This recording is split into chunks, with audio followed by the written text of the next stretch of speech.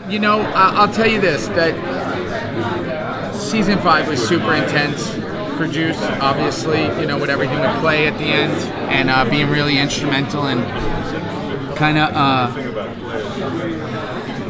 setting up Juice. Thanks, gorgeous. And everybody reaches a breaking point. And I think that, he just wants acceptance somewhere and something. And, I think the question is now, Jax is running the club. How does that work out? How does Juice fit into that plan and that situation? It's a very different club right now. And I think we get to really see that deal with Jax. Is he John Teller? Is he Clay? How does it, everybody wants the, heavy is the, he wants to wear the crown. What comes with that? So, and how do we all fit into that? How do we all either respect that? How does it work for us? And I think that for me, without saying anything, because I'm sure Kurt could choke me out at any time here, it's fascinating. Every single script reads like a finale.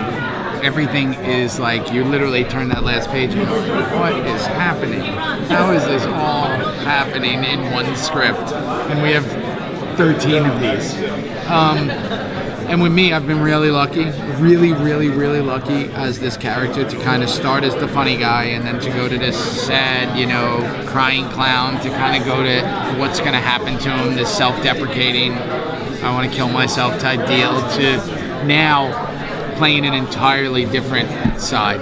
We just really see a whole different side of Juice this year. And I'm really excited for everybody to see it. Of all the characters, he seems to be the one that's constantly living in fear. I mean, he hides it really well. Yeah. But how is that actually to try to wear that mask of fear, yet under the smile all the time? The clown that's crying on the inside. I think,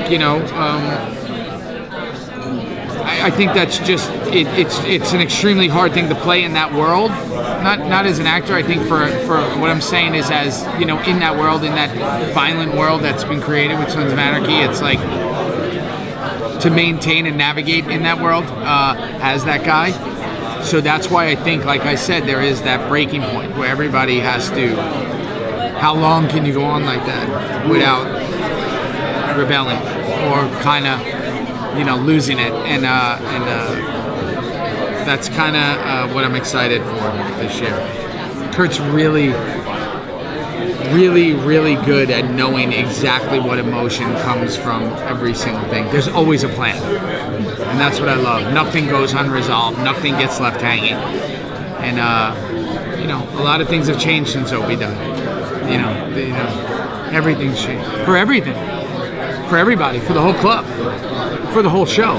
It was kind of, for us, I was saying before, it was one of those things where when that happened, it was like a reality check. As an actor and as a character. As a character, it was, this is a pretty violent world we're in.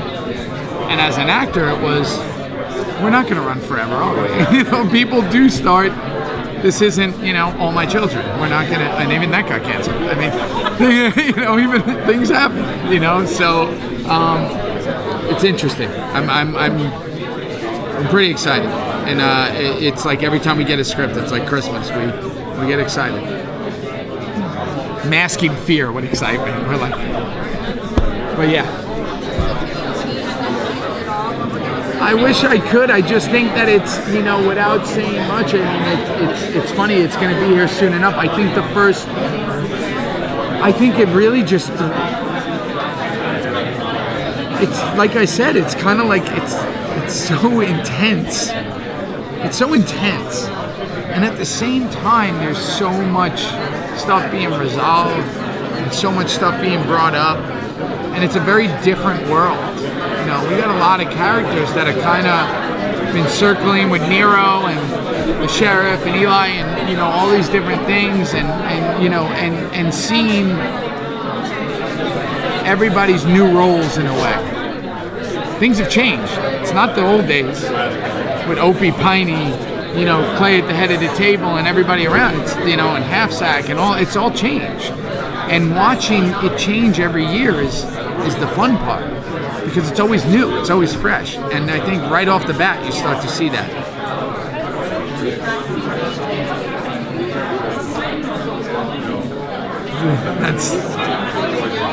That's what you start to see.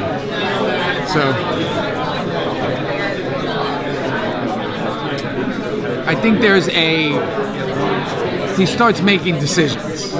That's the best I can say. There's decisions being made that because he can't float any longer. He can't wallow any longer. You know, there's one point or another where survival kind of kicks in. So would he be ready to wear the crown of the throne if that became the situation? No. Unstable at best. No, absolutely not. He could barely get up in the morning. He ain't gonna be able to run a club. No, I just think that, you know, everybody it's different roles, different things, different. There's soldiers and there's leaders in this world, and Juice is definitely a soldier in every way. Yeah, but if he's the last man standing, imagine. It'll be interesting. He could pick up the man. My business manager would be happy. We'll see what happens.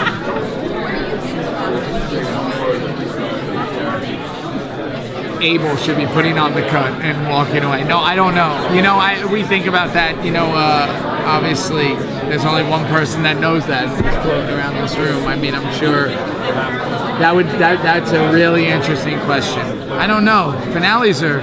Series finales are the hardest thing in the world, I think. And I've always thought, you know, I'm a huge fan of The Shield, and The Shield is my favorite series finale ever. And I've seen a few of them now. I mean, I thought The Sopranos was pretty good, but not like The Shield. And if you're a fan of The Shield, you know, you just see they leave it so ambiguous with Vic Mackey of like, where did he go? What did he do? And knowing that he was a part of that makes me feel really comfortable with the way this is going to go. You know, because every season finale has been pretty amazing. And you know, recently I do a lot of stuff with the military, and it was the Navy SEALs are downrange in Afghanistan, and they got all these gifts from like Nike and Apple and all that, and the one gift they wanted was from Sons, and I'm friends with a lot of the guys, and the one gift they really wanted, I said, what's your favorite thing? And they said the season 3 finale with Stahl and you know, and Jimmy O and all that. So we sent them the script from season 3 signed by everybody, and they literally have read it like 5 times. And I always think that was like, to me, that was like one of the greatest finales we've ever had. And so it just shows that I'm really comfortable with however this series ends.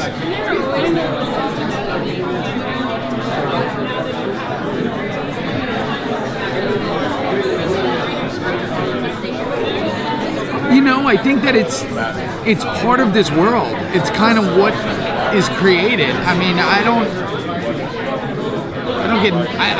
don't necessarily get nervous about it. As long as you see me with a mohawk, I'm all right. You see me walk in here with a giant afro, I'm in trouble. All right? No, I mean, or I'm undercover somewhere in Whitpro in Sons of Anarchy. You know, I don't think like that. I think in the fact of the character and what he does. And I've never trusted a writer like this. So whatever he does is cool with me. And I just say that not because, you know, our friendship, but just because between The Shield and this, I'm cool. We're in good hands. So thank you guys. Thank you very much.